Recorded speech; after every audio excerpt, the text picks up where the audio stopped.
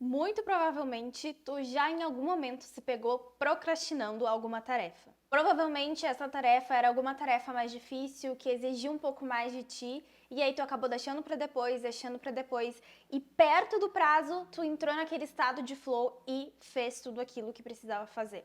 O problema é quando a gente começa a fazer isso seguido o tempo inteiro na nossa vida e a gente acaba não entregando as coisas com a qualidade que elas deveriam ser entregues ou no prazo que elas deveriam ser entregues. Aqui nesse vídeo eu vou te falar basicamente o porquê que tu procrastina usando a neurociência, então eu vou te explicar o que acontece dentro do teu cérebro para tu fazer esse ato de procrastinação. E eu também, obviamente, vou te dar estratégias pra gente conseguir eliminar a procrastinação da tua vida e tu conseguir ser uma pessoa muito mais executora. Já aproveita que tu tá aqui, vai aqui embaixo nesse botão que diz se inscrever e já se inscreve para mais conteúdos sobre alta performance e biohacking. E se esse vídeo fizer sentido pra ti e tu realmente gostar e for útil, dá um like aqui embaixo.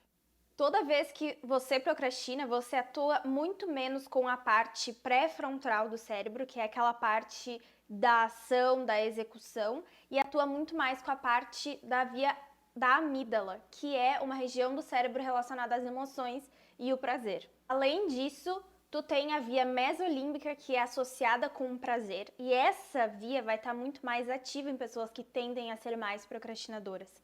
E menos ativa vai estar uma área chamada via mesocortical, que está relacionado ao controle das nossas ações. E quando isso acontece no cérebro, tu tende a priorizar muito mais o prazer, aquela sensação boa, e muito menos a responsabilidade, muito menos aquela ação de deixar a recompensa para depois e fazer o que tem que ser feito. Essa é a explicação básica da neurociência do porquê a gente procrastina. Mas existem diversos motivos pelos quais a gente procrastina e talvez tu se identifique em alguns deles que eu vou te falar agora. O primeiro motivo é excesso de autoconfiança. Sim, tu acaba achando que vai deixando para depois, para a última hora e tu tem a noção, a ideia de que deixar para a última hora, tu vai conseguir dar conta daquilo. Mesmo que se for pouco tempo, tu vai conseguir dar conta, porque tu tem uma autoconfiança muito alta. O problema é que muitas vezes a gente tende a superestimar isso. A gente não tem noção de que a tarefa é tão grande que talvez não dê tempo para fazer em cima da hora. O segundo ponto muito comum que eu vejo acontecer, acho que na maioria das pessoas, é o perfeccionismo. Então a pessoa ela busca por algo perfeito ao entregar a obra dela, seja algo no trabalho, enfim, qualquer coisa. Ela tende a buscar a perfeição, mesmo que essa perfeição ela não vai existir, porque é algo subjetivo. E aí, por ela ser perfeccionista demais, ela fica adiando a entrega, ela fica adiando, e aí ela acaba nunca entregando aquilo ali porque ela tem medo. E muitas vezes o perfeccionista ele é uma pessoa que ele tem medo do fracasso. Ele tem medo de não gostarem, de não acharem boa aquela obra que ele entregou. E aí por isso, por medo de fracassar, ele fica adiando e ele se auto-intitula eu sou perfeccionista demais. O terceiro ponto que pode acontecer é ou uma depressão ou uma ansiedade. Pessoas que tendem a ir mais por uma ansiedade ou por uma depressão, ou seja, não têm total domínio do controle da energia no corpo delas, elas acabam procrastinando e deixando as coisas se arrastarem para depois por falta de vontade, falta de motivação de fazer aquilo ali na hora. Então, se tu tiver uma tendência ou estiver com algum desses dois, depressão ou ansiedade, pode ser que a tua procrastinação venha por conta disso. E aí é óbvio que a gente tem que consertar a causa desse problema. A gente tem que ir ali na raiz da depressão ou da ansiedade e descobrir por que a gente está assim, como a gente pode fazer para sair disso e aí sim se tornar pessoas mais executoras. O quarto ponto é simplesmente a preguiça. Existem sim pessoas que têm uma energia baixa e isso a gente pode atribuir a diversos fatores, desde estilo de vida, alimentação, enfim, isso é assunto para outro vídeo. Mas existem pessoas que sim são mais preguiçosas do que outras e acabam procrastinando porque simplesmente não tem vontade, não tem energia, não tem motivação para fazer aquilo ali na hora. E aí, nesse caso, eu quero que tu se atente e jamais diga que eu sou uma pessoa preguiçosa.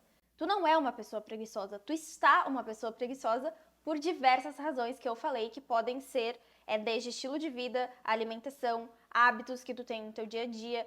Tudo isso pode influenciar. Então, se tu acha que a tua procrastinação é por conta de uma preguiça, a gente tem sim que ir atrás do porquê que tu se sente preguiçoso e começar a usar estratégias para melhorar essa tua preguiça e te dar mais energia para fazer as coisas de fato. A quinta coisa é que muitas pessoas são procrastinadoras porque elas são muito dopaminérgicas. O que significa isso? Existem pessoas que necessitam um pouco mais de dopamina, que é aquele neurotransmissor da motivação.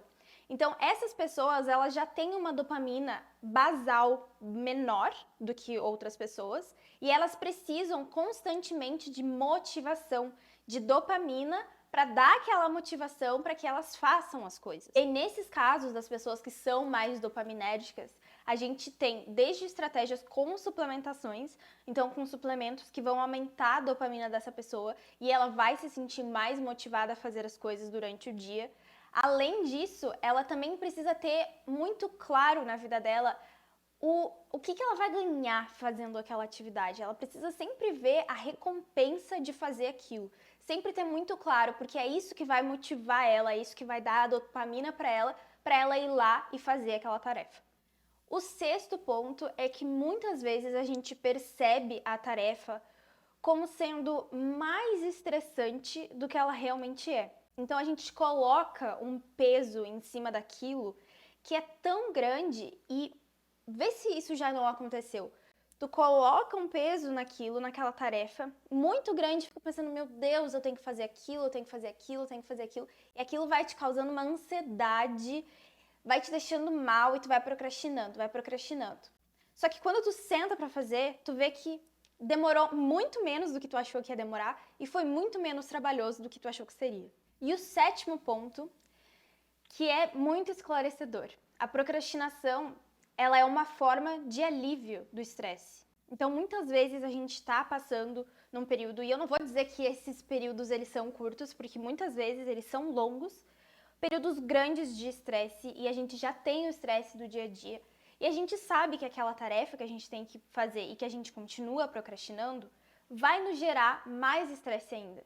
E aí, como uma forma de mecanismo de proteção, o nosso corpo procrastina, porque ele só quer diminuir o estresse. Ele não quer enfrentar mais um estresse na vida que já é estressante. E aí, sabendo disso, a gente tem que começar a identificar como que a gente consegue driblar esse mecanismo de defesa, como a gente consegue driblar a procrastinação de fato na nossa vida. E no fim, isso acaba virando um ciclo, porque tu procrastina uma tarefa, o fato de procrastinar e deixar para a última hora te deixa mais ansioso e estressado, e aí tu acaba procrastinando ainda mais. Então, é um ciclo que a gente tem que aprender a sair desse ciclo e a mostrar para o nosso corpo que não é capaz, tu é capaz de enfrentar aquela tarefa e vai ser um alívio para ti enfrentar aquela tarefa e não procrastinar. Existe até um estudo de 2015 mostrando que as pessoas que procrastinam mais têm tendência a ter mais chances de doenças do coração, de ataque, de hipertensão, justamente por conta desse estresse excessivo que elas se colocam. Tá, mas falamos de tudo isso, né, de todos os fatos em relação à procrastinação, mas como que é possível de quebrar esse ciclo? O primeiro fator que a gente pode aplicar aqui é estabelecer deadlines. E aí eu quero que tu se atente para uma lei que se chama Lei de Parkinson, que diz que a tarefa vai se expandir conforme o tempo que tu der para essa tarefa. Então, se eu te disser que tu tem um relatório para me entregar em 7 dias, tu vai levar 7 dias para me entregar um relatório. Se eu te disser que tu tem um dia, tu vai levar um dia para entregar o relatório. Então, é óbvio que a gente tem que ter consciência na hora que a gente estabelece as nossas deadlines e realmente aplicar essa lei de Parkinson no nosso dia a dia. Então, quanto maior o tempo que eu tiver para fazer aquela tarefa, talvez mais tempo eu vá procrastinar e eu vou acabar deixando para o final. Então, se eu estabelecer menor tempo, então quanto menos tempo eu colocar, mais chance vai ter de eu executar aquela tarefa. E muitas vezes a gente entra num estado de flow, que é aquele estado em que tu trabalha por horas e tu nem vê o tempo passar de tão produtivo que tu tá se sentindo, quando a gente tem justamente um prazo que é curto, quando a gente tem uma pressão. A pressão acaba nos induzindo o estado de flow muito mais fácil de qualquer outra estratégia. Então, se tu sabe disso, uma estratégia é experimenta colocar tempos menores para fazer aquela tarefa. E estabelecer, vou colocar, sei lá, 4 horas desse meu dia em que eu não quero nem saber do que pode estar caindo no mundo, eu vou estar aqui fazendo a minha tarefa, porque eu tenho que entregar em 4 horas. Eu tenho as 4 horas para fazer. E essa pressão te coloca num estado de flow que te faz executar o máximo que tu conseguir. E olha que eu gosto muito dessa estratégia, e é uma estratégia que, inclusive, funciona muito bem comigo. O segundo ponto que a gente tem que atentar para quebrar esse ciclo é evitar o brain fog. Obviamente, se a gente tem uma tarefa para fazer, que é uma tarefa importante, a gente precisa muito de performance mental, de performance física, de estar atento, alerta, concentrado, focado. Só que isso não vai acontecer se eu tiver um brain fog, ou seja, aquela névoa mental. Então eu sento aqui e eu não consigo me concentrar. Ou então eu tento fazer as conexões e ter ideias e eu não consigo, porque tem aquela névoa mental na minha cabeça. E obviamente o brain fog, ele é uma causa, ele é multifatorial. Muitas coisas podem atrapalhar, muitas coisas podem causar o brain fog, principalmente alimentação, hábitos de vida, um sono que é muito ruim, ou então a utilização de álcool, de outro tipo de droga. Então, existem vários fatores que também dão um outro vídeo separado, mas principalmente cuidar da nossa máquina, que é o nosso cérebro, cuidar para que a gente tenha concentração, foco, fluidez mental no dia a dia, principalmente através de hábitos e alimentação saudável, que a gente vai se sentir mais preparado para lidar com aquela tarefa. Terceira coisa para evitar isso é lista de prioridades. E aqui eu não falo um to-do list gigante em que tu coloca até que tu tem que ir no mercado ou pegar a roupa na lavanderia. Não é nada disso. Prioridade é aquilo que é importante para que eu chegue em algum lugar. E eu gosto de todos os dias estabelecer uma lista de 3 focos do dia. São as 3 coisas que para o meu dia ter sucesso eu preciso fazer. E nada mais importa. Se outras coisas ficarem de lado, tudo bem, mas eu tenho que fazer os 3 focos do dia. E aí o outro ponto, lembra que a gente falou do estresse como sendo um causador da procrastinação? A gente quer evitar esse estresse, certo? Se eu entendo que o estresse está envolvido na procrastinação, eu tenho que diminuir o meu estresse. Porque enquanto eu estiver estressado, eu vou procrastinar. Então, para isso, a gente tem que agir especificamente na causa desse estresse. É porque eu tenho uma grande carga de trabalho, é porque eu estou me sentindo sobrecarregada, porque eu não tenho pessoas para me ajudar, e aí talvez nesse caso eu precise delegar muitas coisas para outras pessoas, né? Aprender que eu não consigo dar conta de tudo. Talvez eu esteja estressado porque eu não estou conseguindo dormir bem.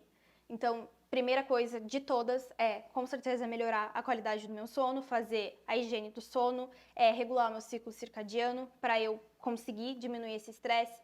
Então, ter consciência de si mesmo, autoconsciência e saber o porquê que tu anda estressado e como tu pode diminuir a carga desse estresse para que tu diminua por consequência a procrastinação. E aí o quinto fator para quebrar esse ciclo é criar um starting ritual, que é um ritual antes de tu começar a fazer determinada tarefa, que vai mandar uma mensagem para o teu cérebro dizendo que agora é a hora de se dedicar naquilo. A técnica que eu gosto muito de utilizar, que é o 5-second rule, que é, muitas vezes a gente fica deitado, sentado, sei lá, procrastinando a hora de começar a fazer determinada tarefa.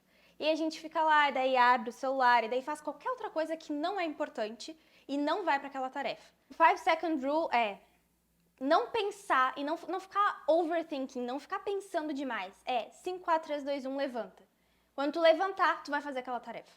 E usando essa regra dos 5, a gente coloca 5 minutos para começar aquela tarefa. Ou seja, 5, 4, 3, 2, 1, levanta e vai pra frente do computador fazer a tarefa. E aí se propõe a ficar 5 minutos na frente do computador fazendo aquela tarefa. São só 5 minutos. Se depois dos 5 minutos tu ficar morto, tu não quiser, não quero fazer, não tá funcionando, eu odeio isso aqui, eu vou procrastinar. Vai procrastinar. Só que 80% das pessoas que fazem, que ficam 5 minutos trabalhando naquilo, continuam a tarefa até muito mais tempo depois. Então, 5, 4, 3, 2, 1, levanta e vai fazer. 5 minutos, se propõe a fazer aquilo. Se não der, sai e tenta de novo outra hora. Mas com certeza, eu tenho certeza que se tu está aqui vendo todo esse vídeo, tu vai saber desse gatilho e vai entender que provavelmente tu vai ficar ali e vai continuar fazendo aquela tarefa.